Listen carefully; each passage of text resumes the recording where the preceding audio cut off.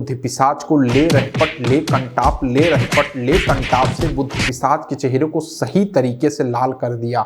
फिर तो लाठी को चार्ज कर ही लिया गया। आखिर वो कितने दिन डिस्चार्ज रहती। हमारे बाप दादा के भी बाप दादा के जमाने से ये अखंड परंपरा चली आ रही थी।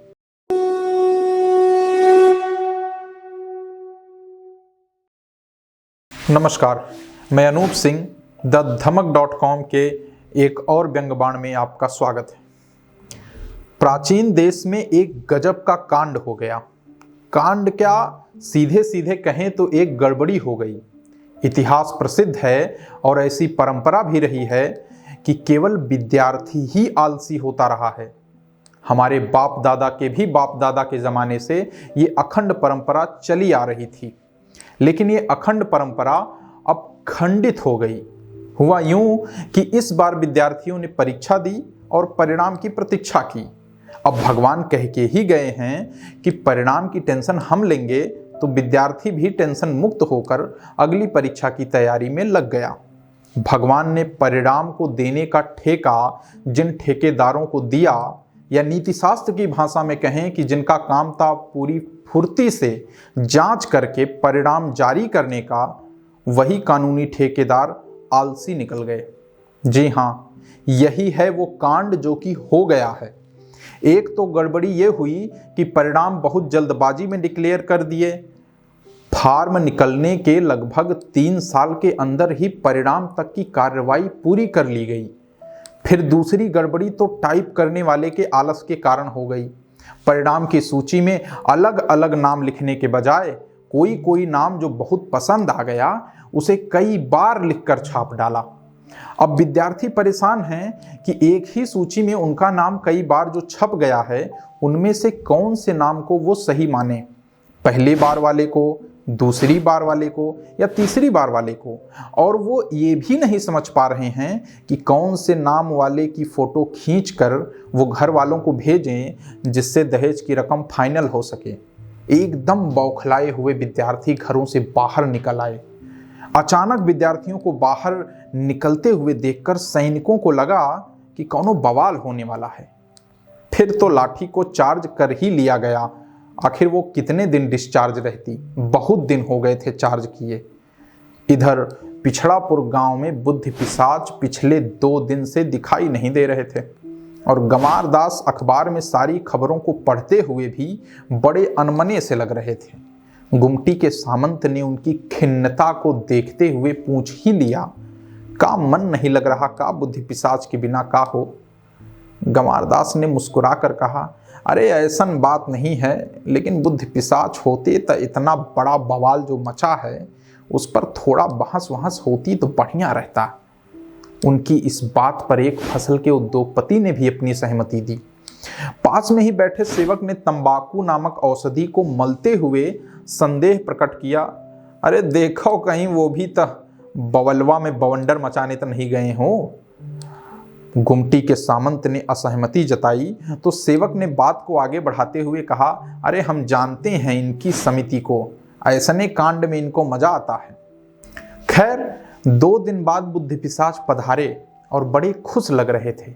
कारण पूछने पर मंद मंद मुस्कान के साथ पहले तो चाय को मांगा और चाय की चुस्की ग्रहण करके गंवार दास की ओर विजयी मुस्कान के साथ देखा।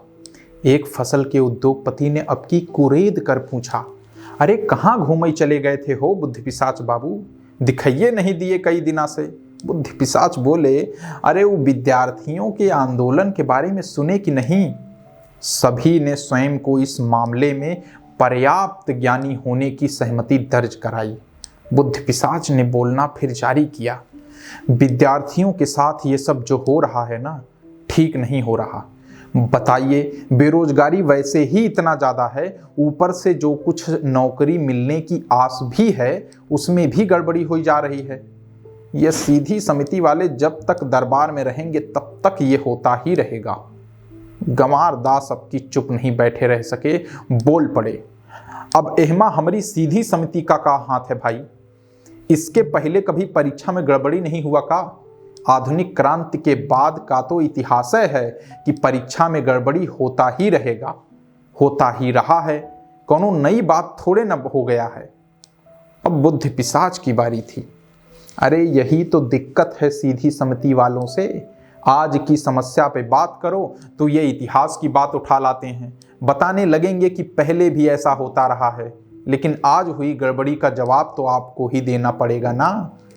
गंवार दास का पक्ष थोड़ा कमजोर पड़ने लगा। वहां बैठे सभी लोग बुद्धि पिशाच से सहमत थे। गंवार दास थोड़ा उदास हो गए। तभी रहीम की आत्मा वहां से गुनगुनाते हुए गुजरी। रहीमन चुप हो बैठी है, देख दिनन को फेर, जब नीके दिन आई हैं बनत न लगी हैं देर। गंवार दास को लगा जैसे रहीम ने ये उन्हीं के लिए कहा है। गंवार दास अपना गुस्सा चाय के साथ पीने की कोशिश में लग गए। आगे बुद्धि पिशाच अपना लंबा चौड़ा व्याख्यान देने में लगे रहे और परीक्षा के परिणाम में हुई गड़बड़ी के हर तकनीकी पहलू को सभी को समझाते रहे। इतनी गंभीर और ज्ञानपरक चर्चा में गुमटी के सामंत का धंधा बढ़िया चल रहा था। 2 खेप की चाय खत्म की जा चुकी थी और तीसरी तैयार होने को थी। बुद्धि पिशाच के ज्ञान को पूरा सुन लेने के बाद सेवक ने उनके अंदर से उगलवाने के लिए पूछ ही लिया, अरे आप तो सब कुछ ऐसने बता रहे हैं जैसे आप आंदोलनवा में भागीदारी करके आए रहे हों। बुद्धि पिशाच बोले, और क्या लग रहा है तुम्हें? विद्यार्थियों के हित की बात हो और हमारी उल्टी सम्मति उसमें भाग न ले, ऐसा हो ही नहीं सकता। अरे सारे विद्यार्थी शांति से आंदोलन कर रहे थे, कोई कुछ सुन नहीं रहा था।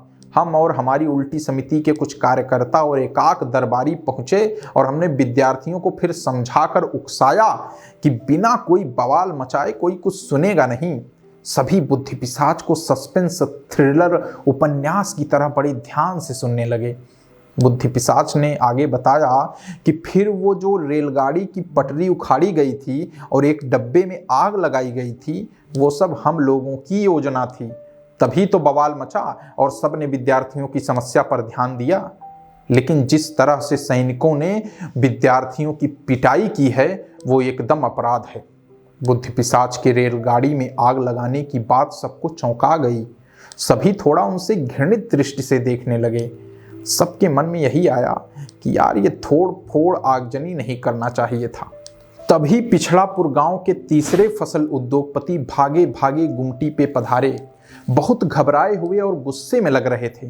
पूछने पर बताया कि उनका लड़का भी उसी परीक्षा की तैयारी कर रहा है और आंदोलन में जो बवाल मचा हुआ है उसके कारण उससे 2-3 दिन से बात नहीं हो पाई थी। आज वो फोन किया अस्पताल से कि सैनिकों ने उसे बवाल में अपराधी समझकर बहुत पीट दिया है, वो अस्पताल में भर्ती है। गंवार दास को मौका मिला और वो बोल पड़े, अरे यही बुद्धि पिशाचे गए थे अपनी उल्टी समिति के साथ आग लगवावे खातिर, खुद तब बच के भाग आए और वहां विद्यार्थी लोग पीटे कूटे जा रहे हैं। तीसरे फसल उद्योगपति अब बुद्धि पिशाच की ओर मुखातिब हुए तो बुद्धि पिशाच ने अपना पक्ष जोरदार आवाज में रखना चाहा कि अगर ये सब नहीं करते तो समस्या की ओर कोनो ध्यान नहीं देता, ये सीधी समिति वाले तो सुनबे नहीं करते। इतने में तीसरे फसल उद्योगपति ने उनका कॉलर दबोच कर गुस्से से आंखें तरेर कर कहा, अरे तो आग लगवाई दोगे? वहां सब बच्चा लोग का जिंदगी संकट में आ गया है और तुम ससुर अपना राजनीति चमका रहे हो।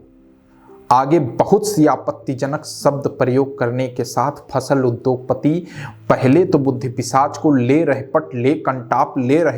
कंटाप से बुद्धि पिशाच के चेहरे को सही तरीके से लाल कर दिया। जैसा कि हमारे वीडियो एडिटर विकास जी ने बुद्धि पिशाच की फोटो लगाया भी है। चेहरे को लाल करने के बाद तो फसल उद्योगपति पर जैसे भवानी छा गई। उनके दिमाग में अपने बेटे की रोने की आवाज गूंज रही थी और उन्होंने बुद्धि पिशाच के शरीर का तो जैसे भरता बनाने के उद्देश्य से कुटाई करना शुरू कर दिया और गंवार दास फसल उद्योगपति को रोकने का नाटक करने लगे। नमस्कार।